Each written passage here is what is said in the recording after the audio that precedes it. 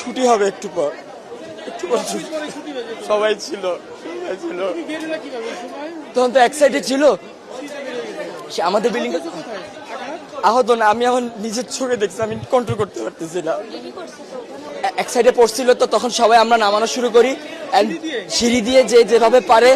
নামানো শুরু করে আমরা 1 নম্বর বিল্ডিং 4 নম্বর বিল্ডিং 5 নম্বর বিল্ডিং 7 নম্বর বিল্ডিং সব হয়েছে 9 থেকে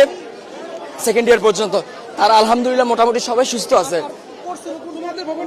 আমাদের ভবন নাম্বার 1 নম্বর বিল্ডিং জি 8 তলা ভবন আর বিমানটা পড়ছে আপনার হলো জুনিয়র সেকশনে ক্লাস প্লে থেকে 8 পর্যন্ত